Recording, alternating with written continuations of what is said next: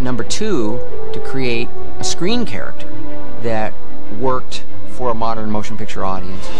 Way up in the mountains, in the high range of Pontoos, lay the small town of Whoville, the home of the Whos. Whoville is this very upbeat place. People are very busy. They're happy, but they're busy. For the next 5 minutes only, 99% off.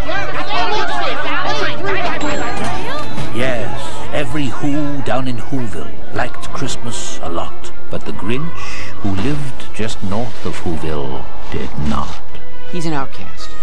He lives up on a mountain. He won't have anything to do with the Whos. I guess I could use a little social interaction. And the Who's favorite holiday is the Christmas holiday. And the Grinch, therefore, cannot stand Christmas. How dare they? There's a little girl named Cindy Lou Who who's looking around as the entire town are just going completely out of their minds, worrying about presents, worrying about decorations. And she's wondering where the spirit of Christmas has gone. Doesn't this seem like a bit much?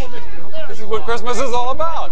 But she begins to realize that there's one figure in this whole area that seems to share her sense of frustration about the Christmas holiday. Nutcrackers. Who is it? The Grinch.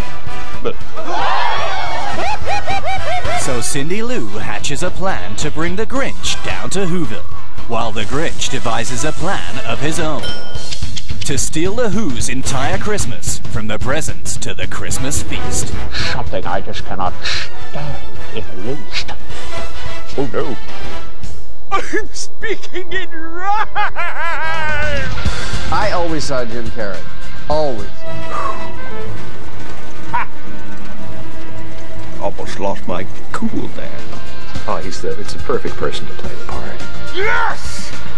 Jim Carrey brought a level of passion and total belief in the story, its entertainment value, and a sense of just the hipness of this character. Oh.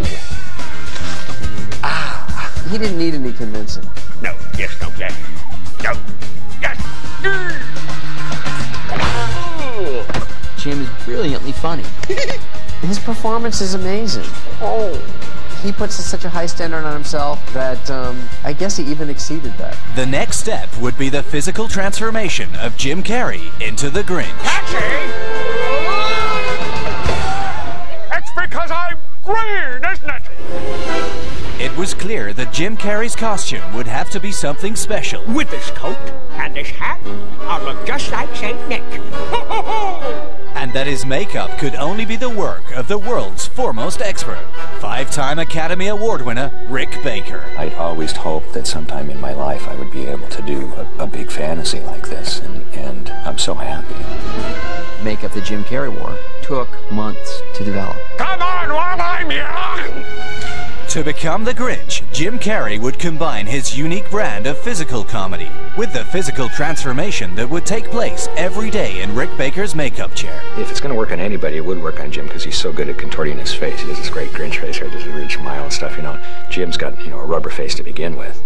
Not only did we want to be true to the original character, the character that Dr. Seuss created, but the second thing was to create a look that Jim Carrey could work with and do his best work. Who knows? This jubilation could change my entire outlook on life! Really? No. Well, I just saw him, and I'm like, oh my gosh, who are you? He said, I'm the Grinch. And I'm like, whoa. But Jim Carrey wasn't the only one being transformed. Every Who down in Whoville needed a certain unique look, and it was up to Rick and his team to design each and every one of them. Well, I had 7 makeup tests from April till September. At one point, they even talked about no prosthetic because I have a who knows. The scale of this movie is so immense. Never have I done anything where we had, 90 people in makeup. This is actually a bigger makeup than what I did for Austin Powers playing Mini-Me. The only thing is my eyes. That's the only thing that's real. One by one, the cast of the Grinch came together. Come on, a minute ago I couldn't shut you up. Details. Along with such familiar faces as Jeffrey Tambor as the mayor of Whoville. Someone just say, Grinch. What do you want? I mean, Grinch. Oh no. And Christine Baranski as the Grinch's old flame. Did I have a crush on the Grinch? Well, of course not. I didn't ask you that. Oh, right. Martha May Whovier seems to have a little infatuation for the Grinch, even though he's green and hairy. 6-year-old Taylor Momsen would star as Cindy Lou Who, the little girl who is convinced that the Grinch is not really nasty, merely misunderstood. Taylor Momsen is a real discovery. She seems to have an innate understanding of the Cindy Lou Who character. She has the nerve to go up to the Grinch's cave and knock on his door and to speak to the Grinch. What do you want? She pulls out an invitation to the Whobilation and asks him to come down and be holiday cheermeister. Holiday Hoobie Whatty? Cheermeister. Huh? Share my celebrate. That's a good one. But there was one more essential cast member who couldn't be found from central casting. Max the dog is a very important character. Max lives with the Grinch, the only living creature that the Grinch seems willing to tolerate. Get the stick, Max. Get the stick. Max puts up with a lot as a result. There's no stick. I'm smarter.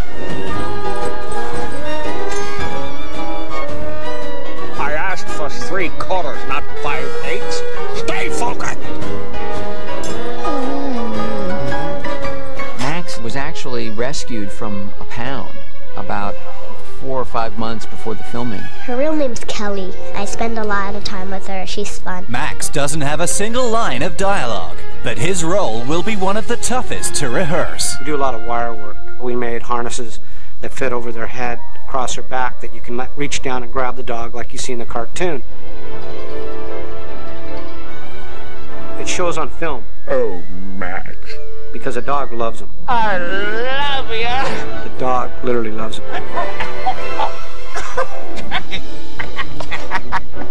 All right, that's enough. Knock it off. Beat it. Kelly, the dog from the pound, didn't know it yet, but the movie would change the rest of her life. I got a list. I have a list of people waiting. They said, wow, this dog was going to be in the movies. Yeah, we want this dog. Now you've saved this dog's life. Bleeding hearts of the world unite! As the cast came together, so did the crew of costume designers, set builders, makeup artists, and special effects technicians, who would be responsible for bringing the world of the Grinch to life. Ultimately, we have been on 11 stages, a couple of which have been turned over and have had multiple events on them. Turning the production sketches, storyboards, and models into actual buildings was one of the most ambitious operations ever attempted for a motion picture. We built everything in model form first, which was truly the way to explore these forms to really get what we wanted. It's also colorful, it's vivid, it's very upbeat, because the Who's are very upbeat. But the most impressive set would be Mount Crumpet, the Grinch's lair. There's no place like home.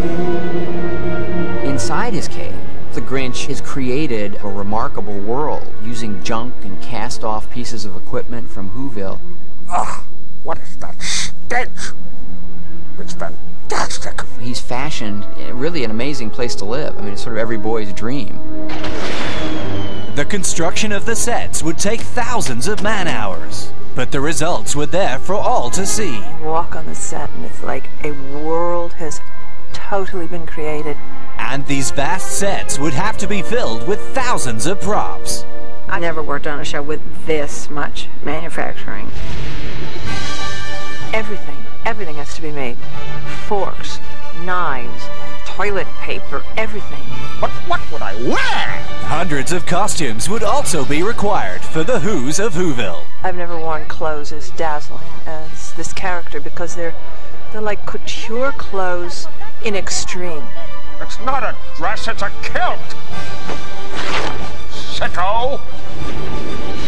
We use a lot of fashion puns. And when you look at the Who's, we have kind of Prada Who and a Chanel Who, and I don't know how many people will notice that, but that made it a lot of fun for me. Well, the most fun for me were the cars.